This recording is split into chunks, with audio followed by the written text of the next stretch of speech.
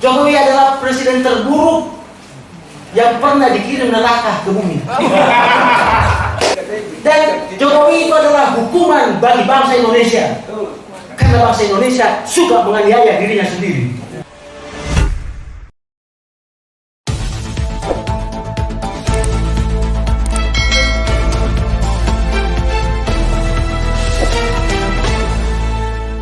Racikan berita. Satu saat yang saya garis bawahi itu kata Aguan. Dia bilang saya harus menyelamatkan wajah presiden. Kami harus menyelamatkan wajah presiden. Dia lupa bahwa presiden tidak punya wajah. Saya tidak mau disebut pembicara keempat, maka saya langsung serahkan aja sampai dulu. Pak Mulyadi duluan. Saya sudah pegang tangannya, tidak ada tanda-tanda dia sakit. Baik, terima kasih Dr. Zul. Bapak Ibu yang saya hormati, saya mohon maaf tidak menyebut nama satu persatu ya. Saya mau ambil waktu. Secara fisik saya kurang sehat sejak Agustus sampai sekarang. Secara fisik, tapi pikiran saya tidak sakit gitu ya. Pada itu saya datang ke sini membawa pikiran, bukan membawa badan. Ya, kalau melihat badan saya kelihatannya kurang cocok, ya. Udah enak, karena tidak bisa beradaptasi. Kalau pikiran, saya pikir Bapak Ibu bisa nyambung dengan saya. Sebelum saya bahas sedikit bukunya Bang Nursi yang tebal ya, itu 416 halaman. Dari 416 halaman saya tidak membaca keseluruhan karena fisik saya.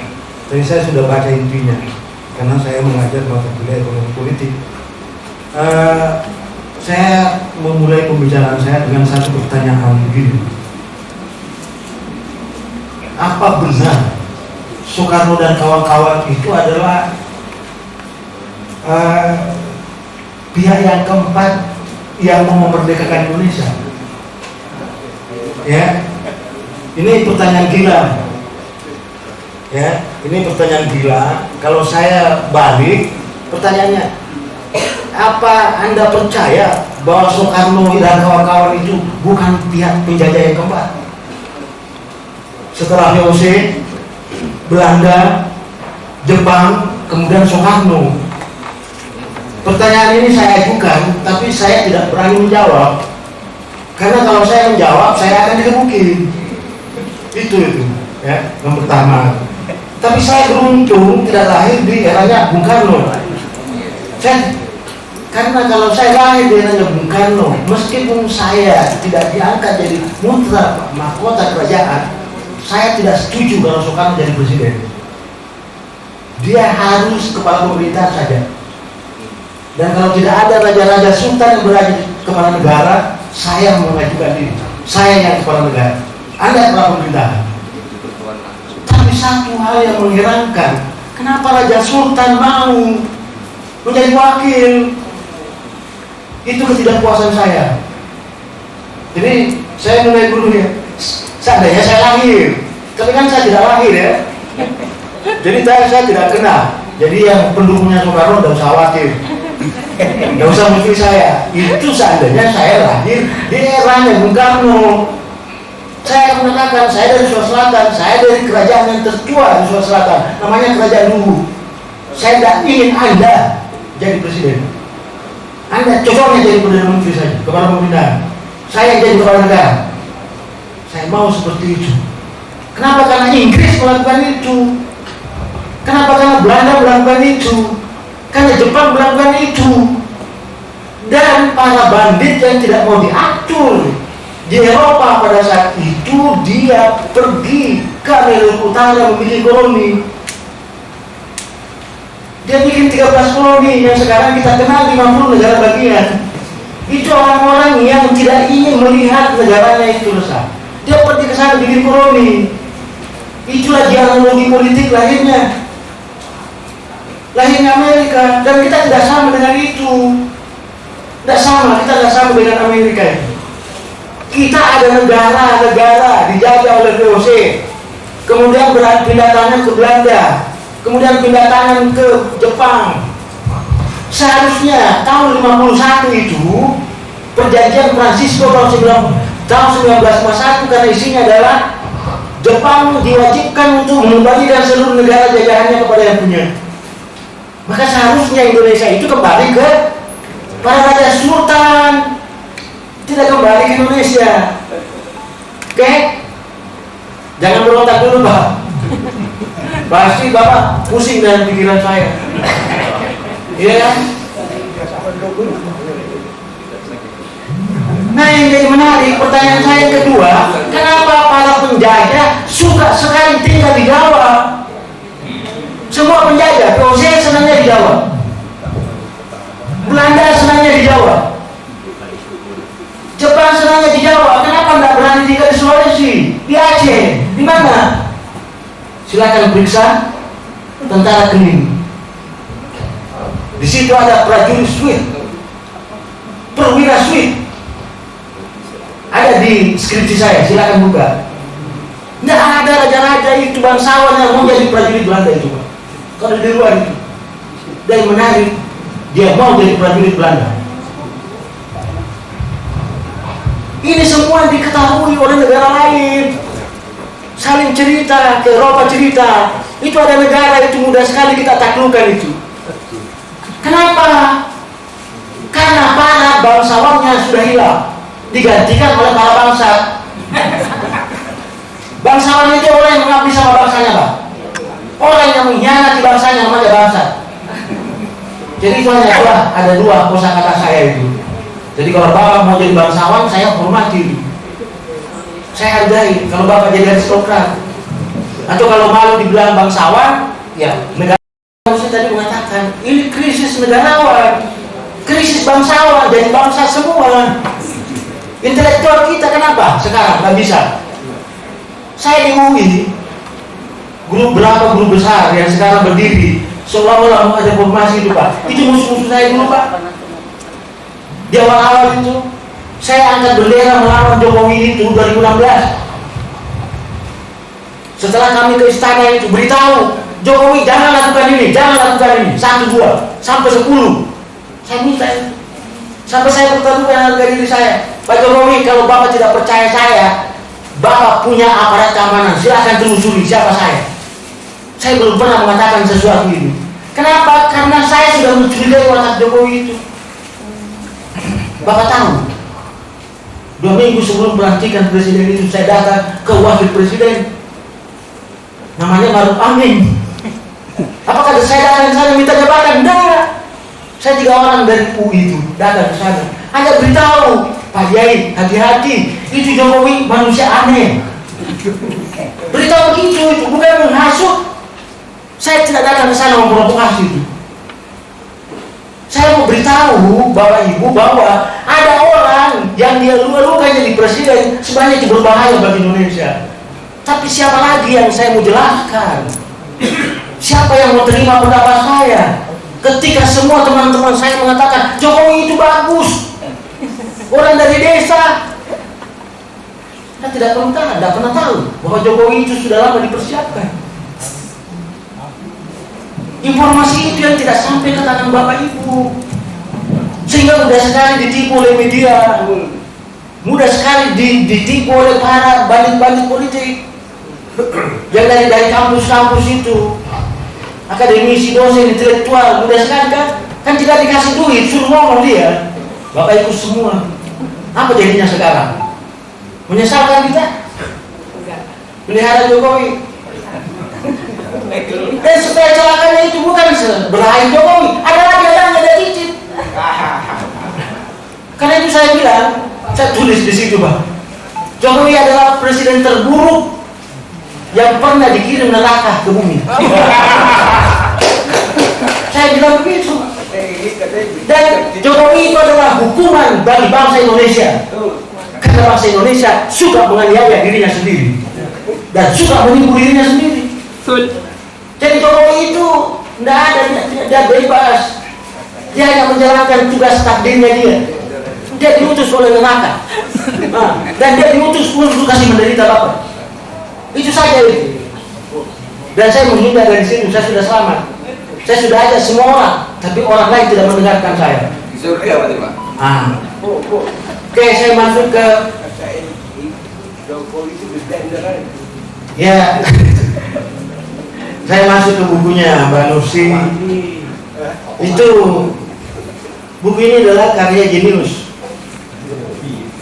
Sangat susah dipahami Pak. Kalau Bapak membacanya hanya menggunakan pikiran 50%, Bapak tidak bisa nangkap. Percaya saja. Karena itu jahitan. Buku ini hanya membuktikan bahwa di dunia ini memang sebelum Dajjal asli turun akan dikirim dulu para Dajjal junior. Itu dia memberitahu bahwa akan ada nanti dunia ini bukan menjadi baik, dia akan menjadi buruk ketika datang seorang Dajjal senior. Sebelum datang Dajjal senior diutuslah para Dajjal junior. Ya termasuk Jokowi tadi. Jadi Jokowi itu adalah Dajjal junior yang dikirim. Versi amatirnya. Itu cuma Bang Nursi tidak mau menulisnya secara vulgar. Saya pahami kalau Bang Nursi tidak mau. Disitulah kekentalannya dia sebagai seorang intelektual yang mencoba menjaga, tidak melampiaskan emosinya dalam seperti saya. Nah kalau saya tulis itu betul saya tulis di situ. Tapi karena saya bukan Bang Nursi ya, saya tidak seperti itu. Saya tulis itu. Ya itu. Buku ini hanya ingin membuktikan bahwa semua teori yang ada di dunia ini tentang ekonomi politik sesungguhnya itu adalah teori imperialisme, teori kolonialisme. Tidak ada itu. Mulai dari teori pembagian dua dunia, Barat menipu Timur. Barat mengatakan, hei Timur, kau fokus sama pertanian, saya fokus sama teknologi. Akhirnya apa? Dua-duanya dia kerja. Maka tertinggallah Timur.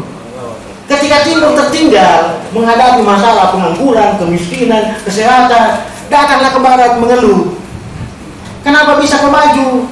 Kami mundur. Apa kata Barat? Ya itu salahmu. Tidak lagi disalahkan. Padahal teori pembagian tadi mengatakan begitu. Oke? Kita disuruh fokus. Maka Barat menawarkan, oke kalau begitu membangun. Lah Timur mengatakan, Timur ini negara berkembang ya. Negara dunia, ya dunia, ya bahasanya itu kan negara dunia maju berarti juga terbelakang, kan gitu. Ya kalau anda mau maju ya membangun. Kalau Timur bagaimana caranya saya membangun? Saya tidak punya biaya modal. Ya katanya kalau modal nanti dari saya, gampang itu kalau modal. Maka dia siapkan apa? Modal dalam bentuk utang dan investasi. Karena itu dalam melihat utang dan investasi jangan Bapak pernah gembira. Jangan menggunakan ilmu ekonomi ANSI. Utang dan investasi itu adalah instrumen penjajahan Pak. Itu instrumennya teori pembangunan. Tolong beritahu Presiden Indonesia itu. Jangan suruh utang-utang terus itu. Orang Islam paham betul itu.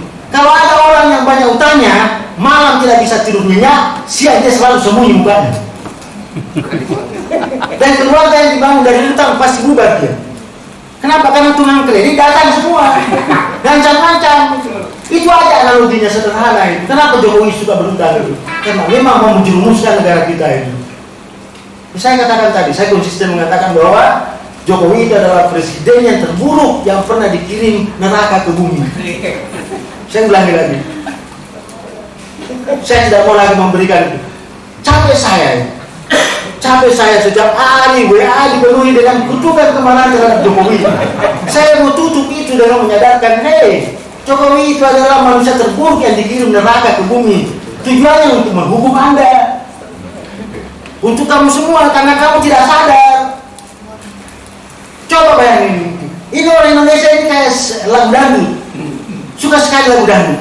Dirampas cintanya, pacarnya, dia berkosa, malah dia nyanyi, hei, jangan kau lari pacarku. Goyang dia lah, tidak mau bunuh diri, tidak mau kejar si pemerkosa itu.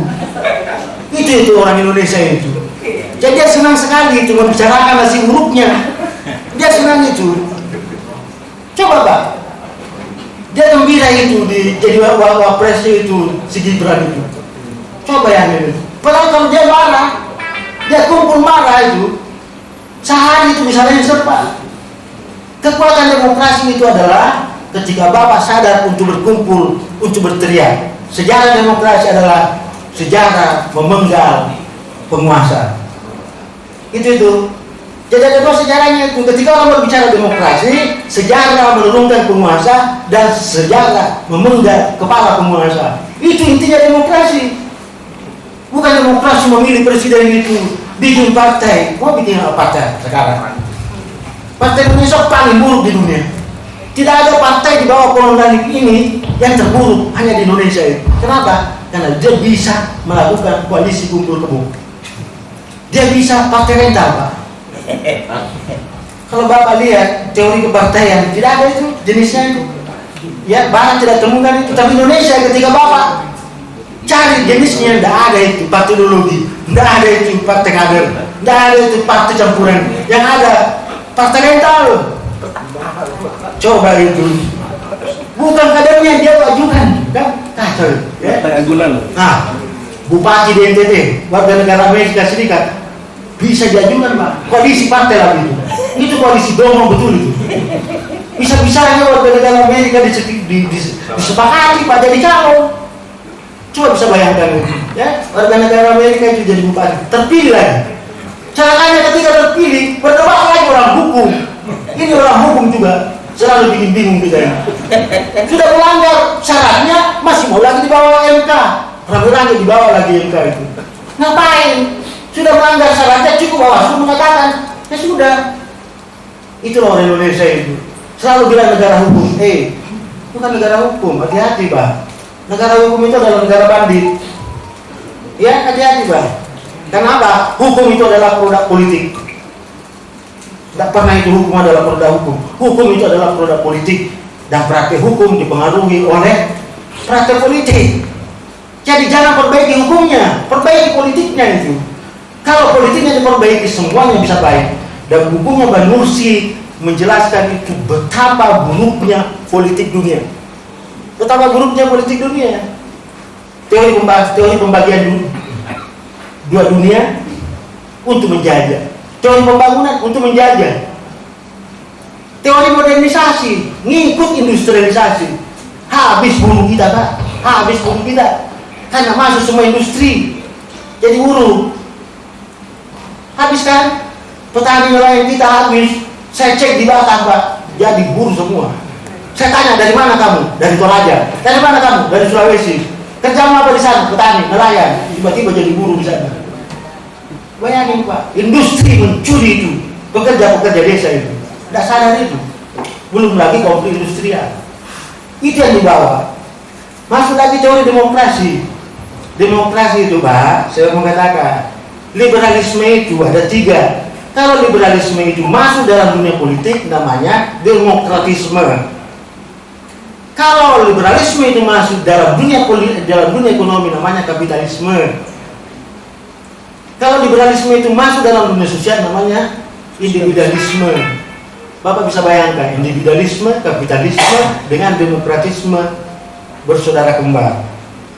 Mampus kita Pak, kalau itu berkuasa kan. Jadi jangan selalu sedikit-sedikit demokrasi. Rakyat itu paling mudah ditipu dengan demokrasi Pak. Gitu. Dan jangan pernah mengatakan bahwa rakyat yang paling menyukai demokrasi. Yang paling menyukai demokrasi itu adalah penguasa. Oke? Jadi hati-hati dengan demokrasi Pak.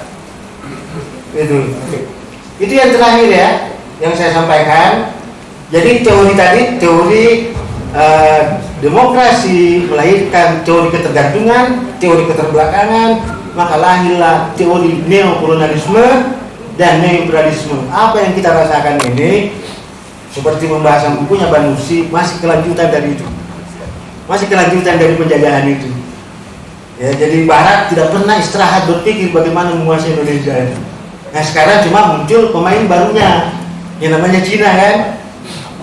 Cina itu saya kira tidak ada Pak ya. Kalau ada orang Islam mengatakan Tuntutlah ilmu meskipun di negeri Cina, enggak. Saya udah percaya itu. Boleh menuntut ilmu di sana, tapi ilmu suap. Jadi kalau Anda mau belajar ilmu suap, datang ke Cina. Ilmu racun ke Cina. Ilmu suap datang ke Cina. Hebat sekali itu. Orang Indonesia nggak bisa luput kalau sudah Cina menghadapi Bapak. Suap. Kenapa? Dikasih uang tidak mau, nolak. Dikasih barang, dikasih barang dia nolak. Dikasih jasa. Jasa nih, saya pernah ketemu seorang Taipan oligarki sekarang udah besar. Itu dulu masuk di seorang panglima itu apa tuh? Untuk mengobati ibunya, menawarkan jasa. Kebetulan ibunya panglima ini sakit, maka lewat ajudannya minta tolong kenalkan saya. Saya punya orang yang bisa mengobati ibunya panglima itu. Saya kenal betul itu, ya. Dan sekarang jadi Taipan besar. Itu deh. Jadi kalau tidak mau disuapkan uang, dikasih barang. Anda nolak barang, dikasih jasa. Anda nolak jasa, dikasih jabatan. Tidak mau jasa, tidak mau jabatan, dikasih pangkat. Terakhir dikasih seks. Jadi Bapak tidak bisa lolos itu. Belajar lagi Cina itu, ya, tentang itu. Tapi kalau belajar tentang pemerintahan, tidak ada sejarahnya itu. Tentang kemajuan, tidak ada sejarahnya. Bapak tidak percaya, gali itu. Itu daerah-daerah maju di era Sungai Tigris dengan Mesopotamia itu. Itu lebih duluan jauh, lebih duluan maju dan basisnya Islam di sana. Kenapa Anda belajar di Cina? Kira-kira gitu ya. Bahwa Cina sekarang menguasai teknologi, hati-hati. Saya bukan rahasianya sekarang. Cina itu memberikan izin ke seluruh perusahaan masuk di negaranya asal blueprintnya diberikan sama dia. Bapak mempasarkan mobil baru kepada Cina, Cina mau. Tapi yang penting mobil yang sama Anda berikan kepada Cina. Dan Cina akan membuat yang baru bersedia dengan merek dia untuk dipasarkan ke negara lain. Jadi tidak pintar itu Cina, Pak. Cuma Anda saja yang mau besar-besarkan itu. Komunis. Mau belajar komunis dari dia, Pak. Itu ideologi gagal. Sementara negara kita terakhir, Pak, yang membuat republik kita ini intelektual hebat. Agamanya bagus. Integritasnya bagus. Sistem politik yang dirancang oleh pendiri negara kita, saya periksa berdasarkan ilmu saya, itu masih sistem politik yang terhebat di dunia. Satu-satunya di dunia. Ada metastruktur, ada superstruktur, dan ada suprastruktur, ada infrastruktur itu. Itu yang paling hebat itu di dunia. Cuma saya, Barat, sangat percaya kalau terus-terusan struktur politik ini dipelihara, maka kita tidak bisa jajah Indonesia. Oke? Maka salah satunya cara adalah ganti itu konstitusinya. Disitulah Bang Mursi masuk gitu ya. Jadi lahirlah prahara di situ, dan prahara itu ternyata Bang Mursi dalam bukunya mengatakan bukan hanya ini prahara bangsa, sampai keluarga pun juga ada prahara, Pak. Ya kan? Dalam bukunya Bang Mursi tulis begitu. Jadi mulai dari keluarga, komunitas, lokal, nasional, regional, internasional, dan ada satu yang tidak ditulis Bang Mursi. Tapi itu sudah ada di dalamnya semua, yaitu global. Ya. Dan saya selalu mengingatkan kepada teman-teman yang selalu puji-puji Indonesia itu. Indonesia itu negara hebat. Sampai kapan hebatnya, Pak? Saya mengajar politik global. Negara global itu ada 4 kriterianya. Pertama, kuat di sains. Yang kedua, kuat di finansial. Yang ketiga, kuat di industri. Yang keempat, kuat di pertahanan. Empatnya ini tidak ada dimiliki Indonesia. Karena kalau 4 ini kuat, itu dibuktikan oleh politik luar negerinya. Kuatnya. Kalau politik luar negerinya kuat, bisa dideteksi dari bentuk diplomasi yang dipilih. Misalnya, Amerika memilih bentuk diplomasi kapal induk. Cina diplomasinya misil, Rusia diplomasinya nuklir. Kira-kira gitu. Saya kira itu, Pak Dr. Sul ya, terima kasih banyak. Bapak Ibu, habis ini saya pamit ya Pak. Langsung sembuh. Tadi saya bilang begini, kalau pikiran tidak sakit, kalau fisik sekarang saya sudah lemah, saya butuh istirahat, dan sekaligus saya ingin mau pamit. Terima kasih habis ini. Terima kasih banyak. Saya ingatkan kembali, kalau membaca bukunya Bang Mursi, tolong yang serius. Kalau tidak serius tidak bisa nangkal. Ya, karena halaman pertama kadang ketemunya di halaman berikutnya. Kayak membaca Al-Quran, Pak. Gitu. Terima kasih banyak. Sekian. Assalamualaikum warahmatullahi wabarakatuh.